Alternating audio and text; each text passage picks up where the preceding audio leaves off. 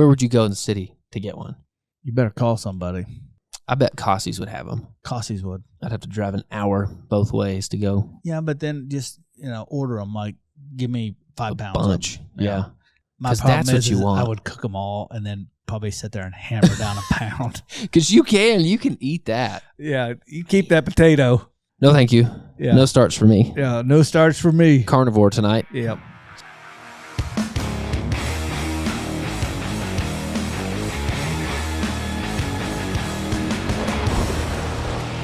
Welcome to another podcast, Kosmo Unfiltered, starring my boy Wes.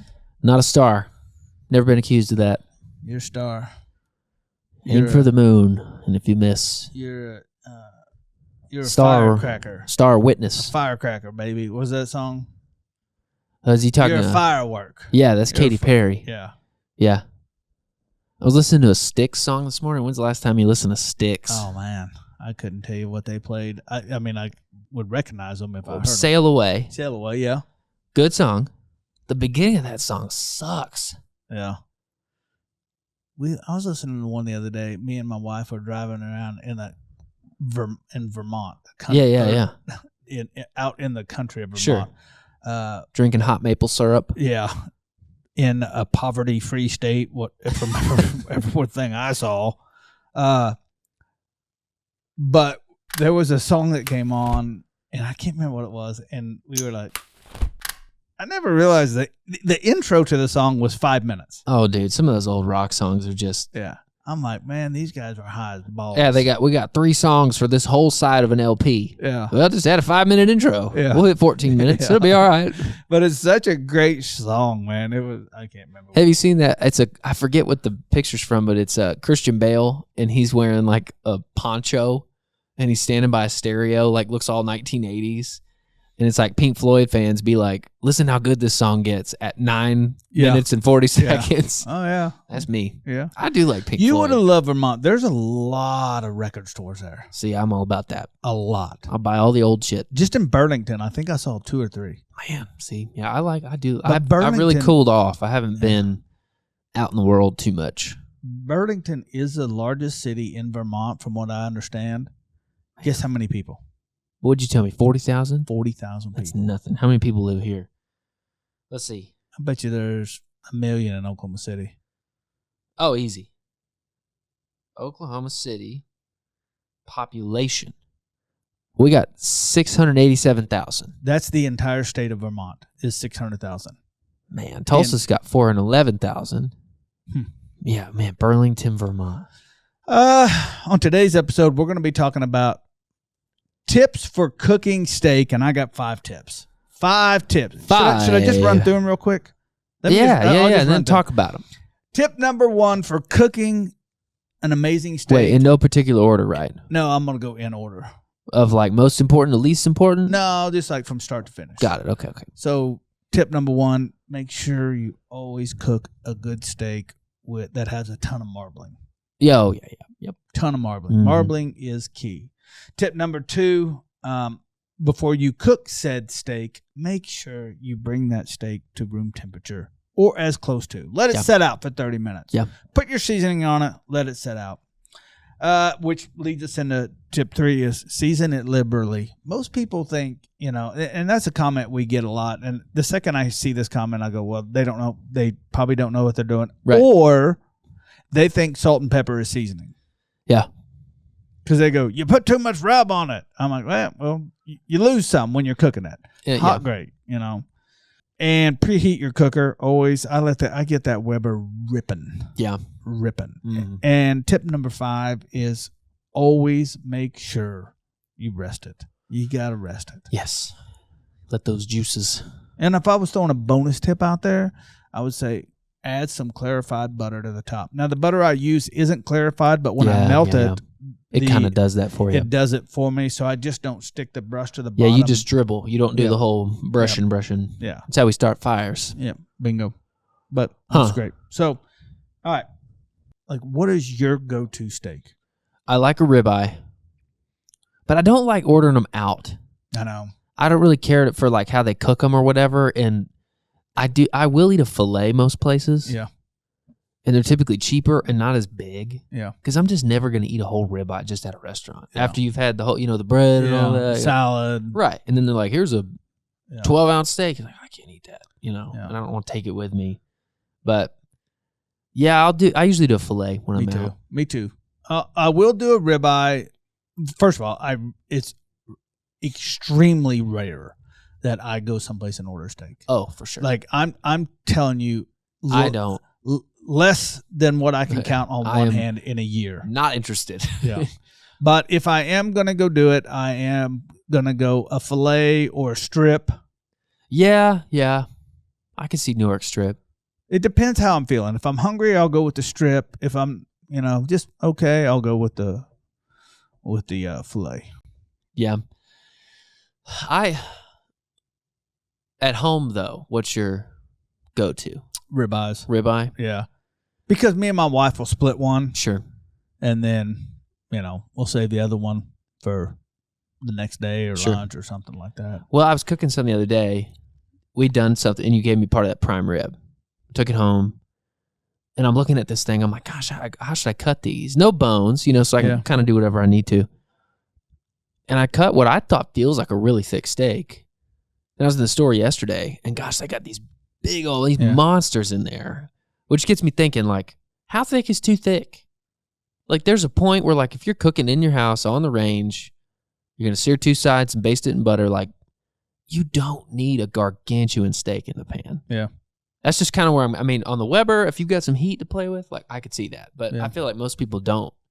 They're not going to approach it that way. Mm-hmm. They're just going to kind of do what they saw on some video and, but I think it's the in-betweens that make that steak turn out well. But that just got me thinking, it's like, gosh, I would never take that thing home and try to, like, sear it off. It's huge. Yeah. Well, I think for steaks like that, those are like a pan-seared steak, and then you put the entire pan in the oven. Yeah. Yeah, I cut those steaks up and seasoned them and let them sit, and somebody came by the house to get something, and it took way longer than I thought. So the steak sat out for at least 30 minutes. Yeah. And got really down to room temperature. And they cooked pretty well. Some people might think they were thin after they cooked down, but it was perfect for us. Yeah. But I cut 6 steaks off of that thing. Okay. Froze 3, cooked 3. Nice. We had plenty to eat. It was good. There you go. There's nothing wrong with that. Oh, no. Nothing wrong. We do them in twos. Yeah. When I break down a prime rib, I'll break it down in 1.25 steaks. That's about what I ended 2 up per at. package. Yeah. Because I'm not going to I'm not going to just cook one. No. I'll cook 2, and then we can eat one, and then, It's good to throw on, like, salad and stuff, like, the next day. Yeah. Or a sandwich. Yeah, sandwich. Mm-hmm. And the reason why I do like them in twos, because if, like, somebody's coming over, then throw a steak at them. Just pull out 2 packages. Yep. For sure. So, tip number 1. What'd you season your steak? No. Marbling. I'm sorry. Yeah. Tip number 2, season your steak. Season your steak. What's your go-to seasoning? Lately, cow cover double pepper. That double pepper. I got them all, and dude, I'm I'm telling you right now, like that. Yeah, I did that, and I had a little flaky salt to finish it off after I sliced it up. Yeah. It was good. Take really that double good. Pepper, cow cover, run it through the mill. I need to, yeah. That's a good idea. Run it through the mill for your finishing. Yeah. For your finishing dust. Mm-hmm. Jeez, dude. Yeah, that would do it. It's so good. It's really good. Yeah. On a steak, it kind of, because you're flipping and you're basting, and that double pepper is good. It really ends up being flavor and not as much heat. Yeah. And the color's really cool too. It really darkens up. Yeah. It's good. Love it. Yeah, I can't quit that one yet. Can people buy that yet? Is it out? Yeah. They can? Okay. Yeah, it's out. That's great. Yeah. There's some sitting over there. I might take. I know. I saw that sitting over there a minute ago. And I was like, I don't know if I got any at home. Well, I just have to divvy it up. When we did that hanger steak with that. Man, see that when you were talking about steak at home, that's like iron. all I want to cook. That's all. You just grill them. It literally takes like. Yeah. And the video's 5 minutes, 5:42. Yeah. And it just didn't take any time. They're so small. I know. Gosh, that steak is good. I'm trying to figure out where I could find one. Where would you go in the city to get one? You better call somebody. I bet Cossie's would have them. Cossies would. I'd have to drive an hour both ways to go. Yeah, but then just order them. Like, give me 5 pounds. Bunch. Of them. Yeah. My 'Cause problem that's what is you want. I would cook them all and then probably sit there and hammer down a pound. Because you can eat that. Yeah, you keep that potato. No, thank you. Yeah. No starch for me. Yeah, no starch for me. Carnivore tonight. Yep. Jeez. Oh, that's freaking hilarious. What's your go-to cooker for cooking a steak? I've got. So I moved in March, and my old house I didn't have a hood over my stove, my range, so I couldn't really sear anything because I just smoke us all out. So the new house has a vent, so I can run that. So I've been searing stuff inside, but I've got a pit barrel outside that I'll smoke stuff on usually and sear inside. Because searing in the pit barrel is just kind of a nightmare. Yeah, you get the fire up high. You better have 4-foot tongs. Oh jeez, I know. So I don't do a lot of searing steak outside. You don't have a Weber? I thought you had a Weber. I don't. I had one, but it was kind of faulty. My lid was bent. Yeah, and it would never run right. And I pushed it out to the curb, and it got donated. I wanted to get a new lid. I even tried to snow Weber. What's your serial number? Oh, can't find it anymore. it's under the lid. I know, and it was all bent, and yeah, that was no good. I should probably get another one. You know what? More the merrier. 4 cookers, that's fine. Yeah, Napoleon. Oh yeah, those are cool. Yeah, I don't know that we have one here. You did though. Well, they gave me one, and then I talked to Matt, and he goes, "No, they actually gave that to me," and I was like, "Oh well." We did some wings on it at the Ace Hardware show. Jesus Lord, man, good. And the way they have their air intake on the at bottom, yeah, make more sense. Oh yeah, yeah. Weber's are good for that. I love it. I mean, wings, steak, burgers, Weber. Just let it rip. Slow and sear. Chicken too. Yeah, chicken's good too. Chicken breast. Yep. Yeah. Kebabs. I don't mind my Traeger for chicken. Pork butt, brisket, all day. Just forget about it. Yeah. Set and forget it. I saw my buddy, he cooked chicken drumsticks on a Blackstone. It's like a blackened chicken kind of deal. He had to put a bowl over them. You're talking about the drumsticks. Yeah. He didn't lollipop them or anything? No. Which I'm not a fan of that. No, I'm really not either. I don't like the look of it. It's just what is it? I don't know. I don't like the time. That's true. It takes time. Yeah. Okay. Steak tips. Chicken drummies on a black top. It looked good. I thought it was ironic too. I got to find the thumbnail because it looked nice. Just fried up, huh? I mean, yeah. He got some color on them, and yeah. Let's find it. Is that your buddy that works at Blackstone? Yeah. Yeah. It's on the Blackstone. Let's see. I got to find it. Game day? No, it ain't it. Oh, it's a pollo asado. Oh, okay. I like your Spanish. Pollo. Say jalapeno. Jalapeno. That's pretty good, man. I heard Brett Schreier, is that his name? The comedian? Kreischer. He was on his podcast and he was like, yeah, I gave my wife a foot massage. And the guy was like, why are you saying it like that? He's like, I said massage. He's like, it doesn't have a D in it. He's like, I know, you still say it massage. He's like, no, you don't. He's like, say passage. He said, passage. You're right. He's like, it's not passage. With the D. Oh, so good. Passage.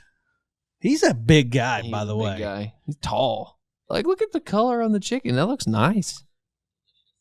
Yeah, that looks good. It looks good. He did a good job. Man, wouldn't you love to be in Florida? You just go outside every day and cook.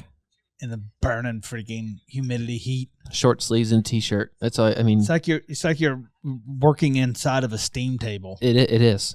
It's like if you got your bathroom as hot as you could and wrapped yourself in the shower curtain and walked outside. That's what it feels like. He did a little marinade. There they are, just right there. Sure enough, huh? It just feels so wow. Oh, I don't know. I'm with you, but teach me. And he's got a little tent over it there.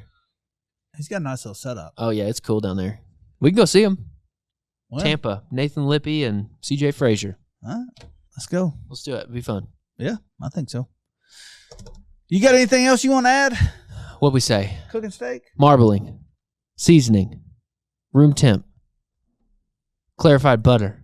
Heat your grill up and letting it rest. Yeah, heat's a big deal. Letting it rest. Hot. Very hot. I mean, that's it. And the right oil. That's always a big one. Yeah, true. If you're going to go that route. Cool. Well, hey, I want to thank everybody for watching. And as always, we do this for free. If you like what we're doing, share this with a friend, and I'll catch you in the next podcast. Peace.